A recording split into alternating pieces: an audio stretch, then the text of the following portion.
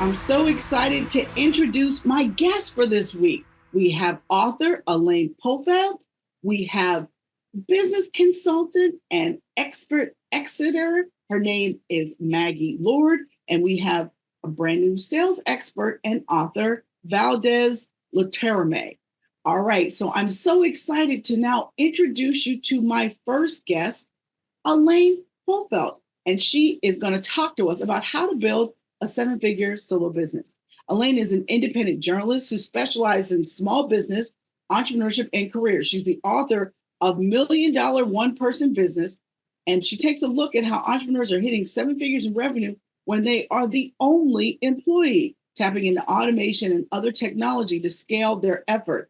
Her work has appeared in Fortune, Money, CNBC, Inc., Forbes, and Crain's New York, and many other business publications. She's also the former editor of Fortune Small Business. You can get more information about her at elainepofeldt.com. All right, Elaine, tell us, how is it that you came to, write this book about solo six-figure businesses? I was incredibly intrigued when I heard the title. Oh, thank you so much, Melinda. And it is so great to be here. What a roster of guests. And a lot of the stuff we're doing is very interrelated. So I'm excited to be on this panel. I started looking into this as a blogger for Forbes. I've been writing about small business for several decades, and I came across these statistics on non-employer businesses that the U.S. Census Bureau puts out, and they look very boring at first glance, but they're filled with exciting news. And what I found was that there were a certain number of businesses that have no payroll. They have owners, but no paid employees, that were getting to 1 million to 2.5 million generally. There were some that were even above that. And I wrote a blog post about it, and it went viral. People were writing to me from all over asking me, what were these businesses doing? All I had were the industrial codes that the Census Bureau uses, because when we fill out those surveys, we don't want them giving out our personal information. So to find out who they were, I wrote to the readers of Forbes, and one by one, they started writing into me. And the first five that I found were in a very wide range of businesses. One was Rachel Charlupski, running the babysitting company at the time, it was from her BlackBerry, and she had a whole posse of babysitters all across the country. Alan Walton ran an online spy camera store, so for nanny cameras and things like that.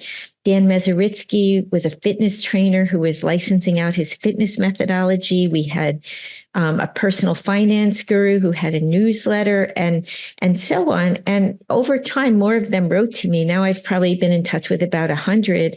And I found that the average person in business is less interested in becoming the next hot startup and really wants to have a great lifestyle business where they make great money, can live anywhere they want, but have control of their time. So that was what led to the $1 Million One-Person Business. And then later, my next book, Tiny Business, Big Money.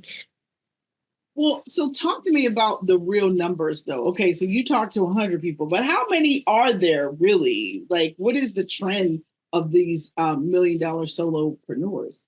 Well, in the latest round of data, there were 53,460 businesses with 1 to 2.49 million.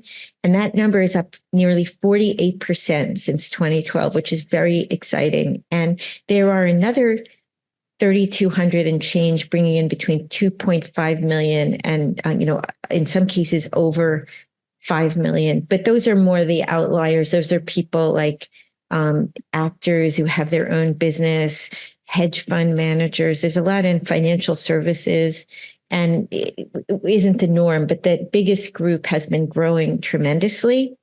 Wow.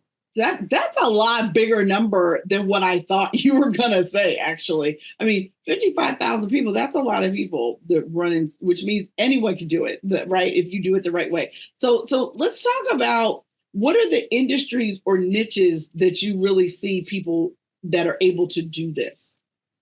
Well, the biggest one is the most surprising one, and it's professional services. We've heard so many gurus say, don't trade time for dollars. right? You're wasting your life trading your time for dollars. And the truth is they're doing quite well with it because many of these professionals are very smart about doing things like informational marketing. They'll have paid webinars, they have ebooks, they have all kinds of digital forms of information that they're selling to scale their messaging. Because if they sat down one-on-one with every client, they would never be able to reach that many people. And now it's gotten easier than ever because of all the different platforms out there like Kajabi and, all the rest of those for the average person on an average person's budget to achieve that number. The fastest growing categories, interestingly, are finance and insurance. So there are a lot of independent people in these small agencies, CPAs, people like that. And construction is another one.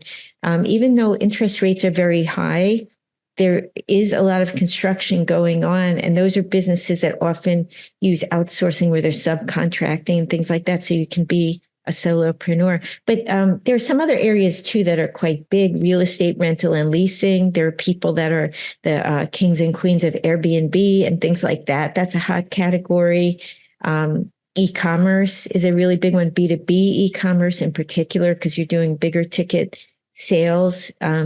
Even just service businesses, things like being a nutritionist, but again, scaling your messaging. Maybe you have a cooking academy or something along those lines. Mm-hmm.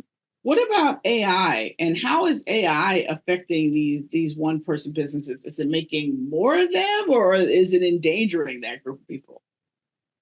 AI is incredibly empowering for this group of businesses.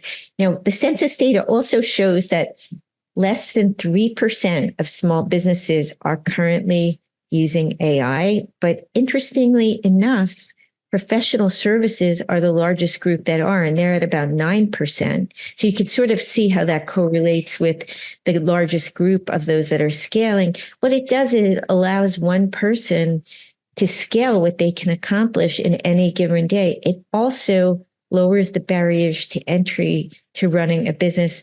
Historically, women and people of color have been denied access to capital, and that has been a big barrier to scaling. But in this category of non-employer businesses, you don't necessarily need a banking relationship because you don't have to make payroll. So it's a great equalizer. And when you look at the numbers, women and people of color are creating one-person businesses at one of the fastest rates in the country. So I could see a big explosion of these businesses. And eventually, many of them do hire employees. AI is part of this because AI does things that you might need a person to do. And if you're starting out on a shoestring budget and you don't have access to capital, maybe you can use AI to jumpstart your social media until you can afford to hire a social media agency. And you still need the people somewhere. If anybody who's experimented with ChatGPT, you can't just put it up raw, but it allows you to save a lot of time or to maybe do things that you don't know how to do as well.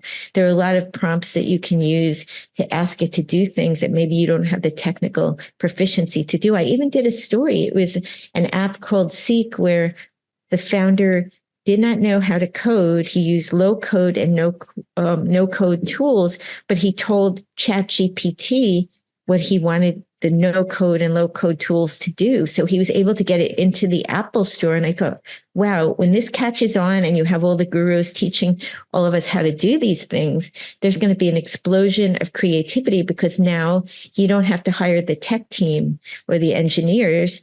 And the engineers themselves can scale their impact. So it's not like they'll be put out to pasture. They'll be able to do more interesting things too. So it's tremendously empowering and exciting, I think, for all of us. I look at it almost like cloud computing, where that allowed a lot of people to do things that previously you had to hire other people to do. And it didn't eliminate jobs. It just changed which jobs we had to hire people to do and allowed us to use automation more.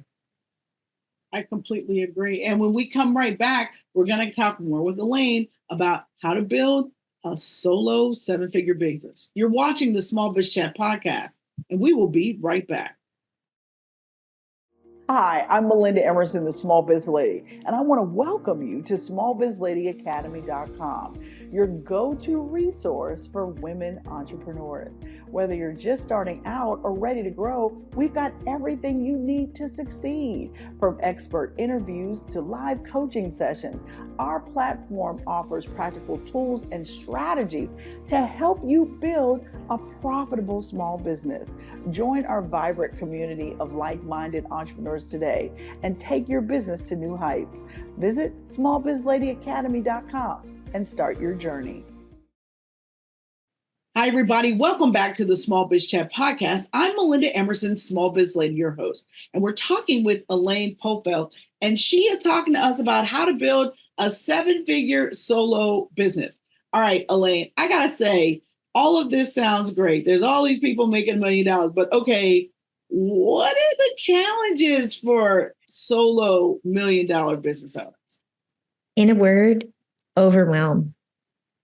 There's a lot to get done in any solo business, and you can really overwhelm yourself with that list of to-dos. What these $1 million entrepreneurs have done is reduce the overwhelm by using contractors, people like myself who provide services, who are glad to be a contractor. They don't want to be on your payroll necessarily. Using outsourcing like Fulfilled by Amazon in an e-commerce business, or using automation. And that's a good way to keep yourself from drowning in all of the work of realizing your ambitions. Now, what about personal branding? It seems like if you're a solopreneur, you better be doggone good at branding yourself and branding what your offerings are. Can you talk to us about the connection between being a successful personal brand and really having a successful solo business? Sure. Well, it's very important to the solo business because one of our strengths is that we aren't General Motors. People are dealing with a real person. They like that about dealing with a small business. So you want to show your personality in whatever way you're most comfortable.